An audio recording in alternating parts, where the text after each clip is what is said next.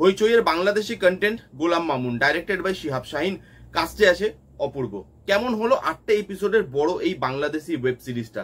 কারণ হইচইতে বাংলাদেশি কন্টেন্টের স্ট্যান্ডার্ড খুব হাই, ম্যাক্সিমাম হাই, অনেকগুলো খারাপও আছে, বাট ম্যাক্সিমাম বাংলাদেশি কন্টেন্টের স্ট্যান্ডার্ড কিন্তু হইচইতে বেশ হাই।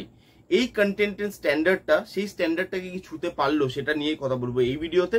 পজিটিভ দিক নেগেটিভ দিক নিয়ে আলোচনা করবো। তার আগে গল্পটা যদি একটুখানি বলে নিই, এটা গোলাম মামুনের গল্প, যিনি বাংলাদেশের একজন পুলিশ অফিসার, যার নামে দুটো মার্ডার কেস আছে এবং যে পুলিশের হাত থেকে পালিয়ে যায় নিজেকে নির্দোষ প্রমাণ করার জন্য। কি গল্প, তার পাস্ট কি, সে কেন দুটো খুনের সাথে জড়িয়ে পড়ে, সে কি পারে নিজেকে নির্দোষ প্রমাণ করতে, আর এই নির্দোষ প্রমাণ করার খেলায় কার কার মুখোশ খুলে আসে, আর কি বড় তথ্য সে আবিষ্কার করে, এই সবকিছু নিয়েই এই সিরিজটা হতে চলেছে। এবার যদি এর পজিটিভ দিক নিয়ে কথা বলি, প্রথমেই যেটা আপনার চোখে পড়বে সিরিজটা দেখতে গিয়ে, সেটা হচ্ছে এই সিরিজের ল্যাভিশনেস।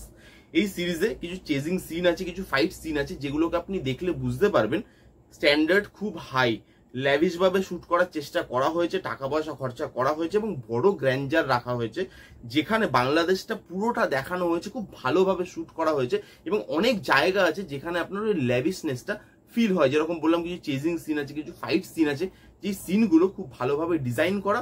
বাংলাদেশি টাকা বা বাংলাদেশি বাজেট অনুযায়ী এই স্ট্যান্ডার্ডটা কিন্তু আপনার বেশ হাই লাগবে, দেখতে আপনার মজা লাগবে, আপনি প্রিমিয়াম কন্টেন্ট দেখছেন সেটা কিন্তু বুঝতে পারবেন। তার সঙ্গে এখানে পারফরমেন্সেস, অপূর্ব আউটস্ট্যান্ডিং পারফরমেন্স দিয়েছে, সাবিলা নূর ছিল তার সাথে, সেও ভালো কাজ করেছে, সেই দুজনের কেমিস্ট্রিটা ভালো। এখানে আরো যারা যারা সাইড পারফরমেন্সে আছে তাদের পারফরমেন্সও কিন্তু বেশ ভালো, আর বেসিক স্টোরি লাইনটা খুব ভালো। এখানে গল্পটা বেশ ইন্টারেস্টিং ওয়েতে বলা হয়েছে এবং গল্পটা ইন্টারেস্টিং ওয়েতে কিন্তু লেখা হয়েছে। আর স্টোরিটার মধ্যে না বাংলাদেশি সিস্টেম, বাংলাদেশের পুলিশ সিস্টেম, এই জিনিসগুলো নিয়ে যেভাবে কথা বলে সেটা কিন্তু দেখবার মতো। এবং এইখানে স্টোরি, বেসিক যে স্টোরি লাইনটা লাস্টে গিয়ে যেটা রিভিল হচ্ছে, যেটার উপরে পুরো গল্পটা লেখা হয়েছে, যে রিজনটা, সেটা খুব শক্ত লাগে এবং সেটা আপনার মনে হয় যে এটা একটা প্রপার রিজন এত কিছু করার জন্য।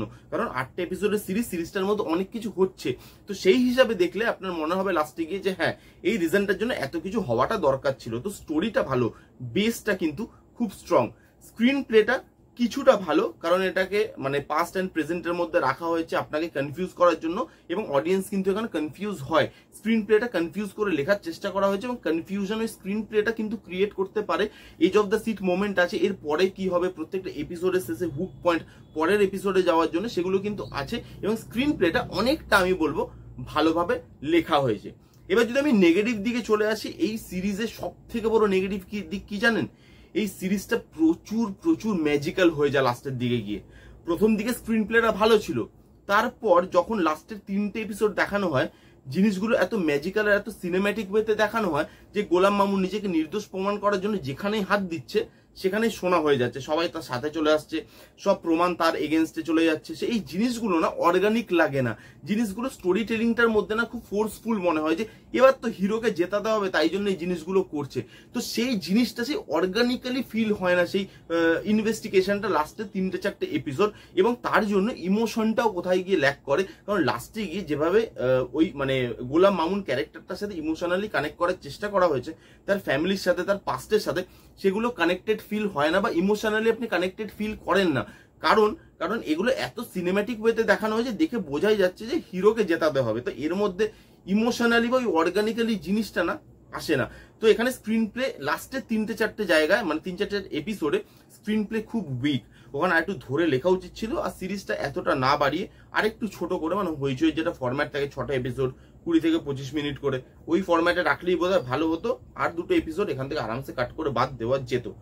এই হলো মোটামুটি পজিটিভ দিক। নেগেটিভ দিক আমার মোটামুটি লেগেছে, খারাপ নয়। স্ল্যাংস আছে, কিছু অ্যাডাল্ট সিন আছে, যেগুলো হয়তো বাচ্চাদের নিয়ে দেখতে বসা যাবে না, তো আপনি একা দেখতে পারেন। রিভিউটা কেমন লাগলো জানাতে ভুলবেন না। রিভিউটা যদি ভালো লাগে তাহলে please give it a Thums up, like করবেন, কমেন্ট করবেন, শেয়ার করবেন, চ্যানেলটাকে মাস্ট সাবস্ক্রাইব করবেন। দেখা হচ্ছে নেক্সট কোনো ভিডিওতে, ততক্ষণ bye bye, take care and be safe.